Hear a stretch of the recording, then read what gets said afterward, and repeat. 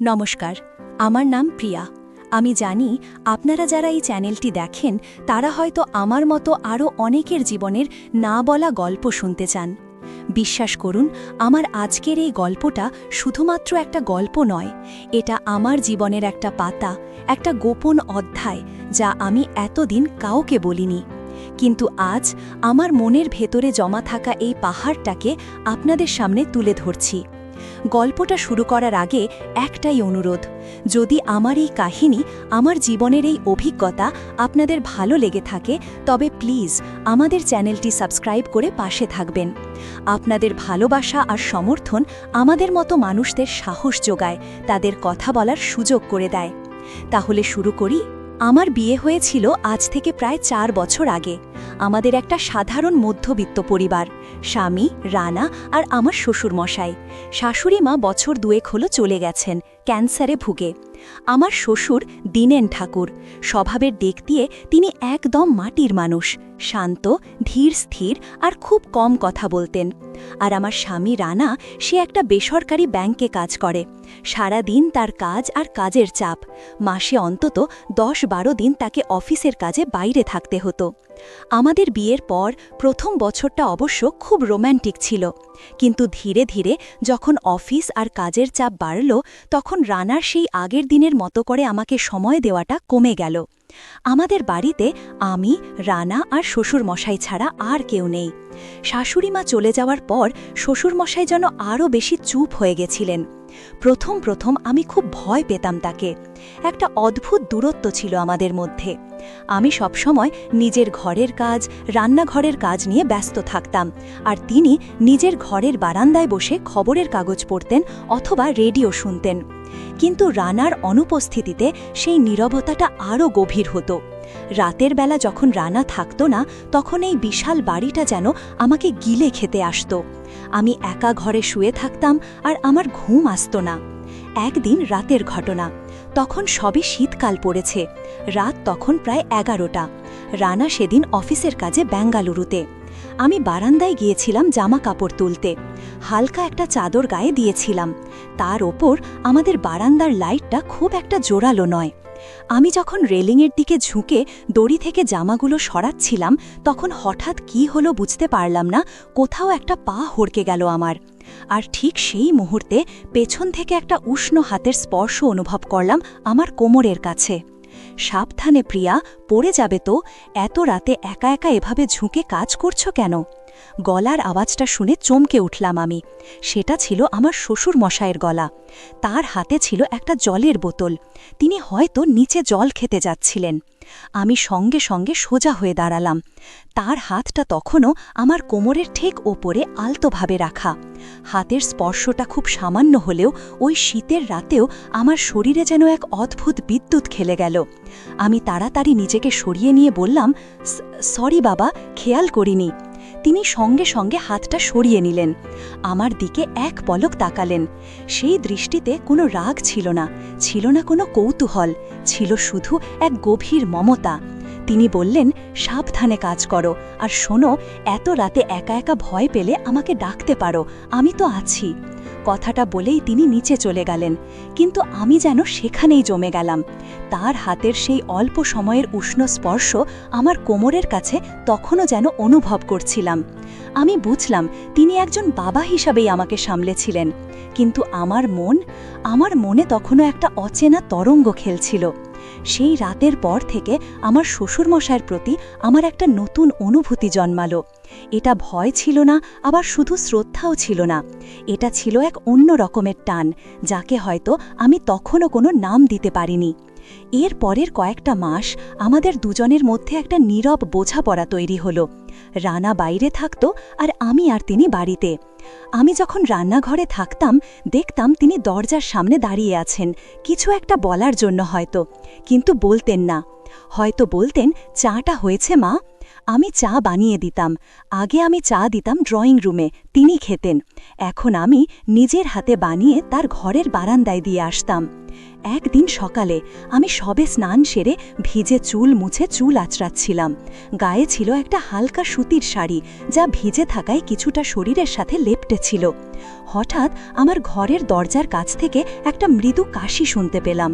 আমি তাড়াতাড়ি ওড়নাটা গায়ে জড়িয়ে নিলাম। দেখি শ্বশুর মশাই দাঁড়িয়ে আছেন, তার হাতে একটা জলের গ্লাস। প্রিয়া, তোমার বাবা মায়ের একটা ফোন এসেছিল, তোমার ফোনটা চার্জে ছিল মনে হয়, তাই আমারটা দিয়ে করলাম। ওহ, ধন্যবাদ বাবা, আমি বললাম। তিনি আমার দিকে এক পলক তাকালেন।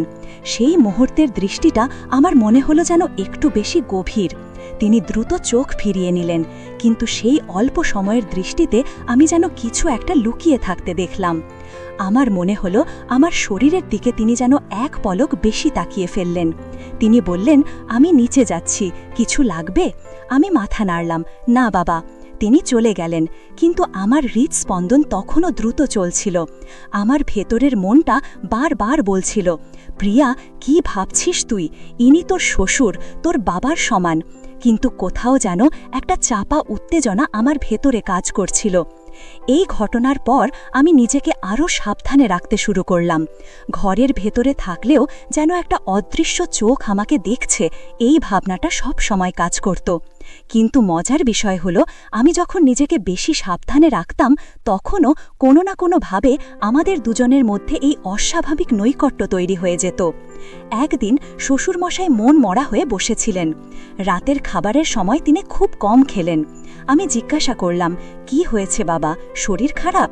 তিনি মাথা নেড়ে বললেন, না মা, শরীর খারাপ নয়, শুধু মনে হচ্ছে একা হয়ে গেলাম। শাশুড়ি মায়ের কথা মনে পড়েছিল হয়তো। আমি তার পাশে গিয়ে বসলাম, তার হাতে আলতো করে হাত রাখলাম। শাশুড়ি মা যেখানে আছেন সেখানে ভালোই আছেন বাবা, আপনি মন খারাপ করবেন না, আমি তো আছি আপনার পাশে। আমার হাতের উষ্ণতা সম্ভবত তার ভালো লেগেছিল। তিনি আমার দিকে তাকালেন, তার চোখে জল ভরে আসছিল। তিনি কাঁপা কাঁপা গলায় বললেন, তুই এসে আমার ঘরটা আলো করেছ মা, কিন্তু রানার তো সময় নেই, আর আমার তো কেউ নেই।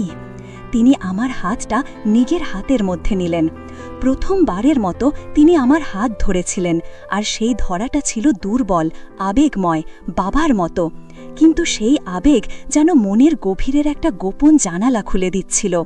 আপনি এমন কথা বলবেন না বাবা, আমি সব সময় আপনার পাশে আছি, আমি আপনার মেয়ে, আপনার যত্ন নেব, বললাম আমি। তিনি আমার হাতটা আরও শক্ত করে ধরলেন। আমি তার কাঁধে মাথাটা হেলিয়ে দিলাম। এই মুহূর্তটা আমার জন্য খুব চ্যালেঞ্জিং ছিল। একদিকে বাবার মতো ভালোবাসা, অন্যদিকে একজন পুরুষের হাতের স্পর্শ, যা রানার হাতের স্পর্শের চেয়ে অন্যরকম ছিল। তিনি আমার চুলে আলতো করে হাত বুলিয়ে দিলেন। তারপর বললেন, অনেক রাত হয়েছে মা, ঘুমাতে যা। আমি উঠে দাঁড়ালাম, কিন্তু আমার মন তখনও চাইছিল তিনি যেন আরও কিছুক্ষণ আমার হাতটা ধরে রাখেন। আমি চলে আসার সময় দরজা থেকে পেছন ফিরে তাকালাম, দেখলাম তিনি তখনও চোখ বন্ধ করে বসে আছেন। আমার শরীর যেন তখনও তার হাতের স্পর্শের স্মৃতি বহন করছিল। সেই রাতে রানা পাশে না থাকায় আমার ঘুম আসছিল না। আমার মনে হচ্ছিল রানার চেয়েও যেন বেশি করে আমি তার আবেগীয় উষ্ণতা খুঁজছিলাম। একদিন রানা অফিস ট্যুরে গেল টানা 10 দিনের জন্য। সেদিন রাত প্রায় 1টা। আমি ঘরে শুয়েছিলাম, বাইরে হালকা বৃষ্টি পড়ছিল। হঠাৎ দরজায় একটা টোকা পড়ল। কে, বললাম আমি। মা, আমি, ফিসফিস করে বললেন শ্বশুর মশাই। আমি উঠে দরজা খুললাম। তিনি ভিজে গিয়েছিলেন অল্প, তার শরীর কাঁপছিল। কি হয়েছে বাবা, এত রাতে? আমি বললাম। প্রিয়া, আমার বুকটা খুব ধড়ফড় করছে, মনে হচ্ছে হার্টের সমস্যা হচ্ছে। আমি ডাক্তারকে ফোন করেছিলাম, কিন্তু ধরতে পারছেন না। আমি ভয় পেয়ে গেলাম। বাবা, আপনি আসুন আমার ঘরে, আমি আপনাকে শুইয়ে দিচ্ছি। আমি তাকে আমার ঘরে নিয়ে এলাম, তাকে বিছানায় বসিয়ে দিলাম। তার শরীরটা সত্যিই ঠান্ডা হয়ে যাচ্ছিল। আমি তাড়াতাড়ি নিজের শরীর থেকে চাদরটা খুলে তার গায়ে জড়িয়ে দিলাম। আমি এখনই ডাক্তারকে আবার ফোন করছি বলতে গিয়েও মনে হলো, এই রাতে আমি কাকে পাব। আমি তার পাশে বসলাম, তার কপালে হাত দিয়ে দেখলাম, না, জ্বর নেই, কিন্তু ভয় আর শঙ্কা দুটোই তার চোখে স্পষ্ট। তিনি বললেন, প্রিয়া, আমার খুব ভয় করছে। এই প্রথম আমি দেখলাম একজন পুরুষ, আমার শ্বশুর, এভাবে অসহায় হয়ে পড়েছেন। আমার মনটা ভরে উঠল মমতায়। আমি তার হাতটা ধরলাম। ভয় পাবেন না বাবা, আমি আছি তো, আপনার কিছু হবে না। চলুন, আমি আপনাকে একটু গরম দুধ বানিয়ে দিচ্ছি। আমি উঠে যেতে চাইলাম, কিন্তু তিনি আমার হাতটা চেপে ধরলেন।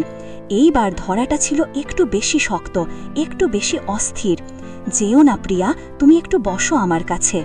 আমি বুঝতে পারছিলাম এই মুহূর্তে তার শারীরিক সমস্যার চেয়েও বেশি প্রয়োজন ছিল মানসিক নির্ভরতা।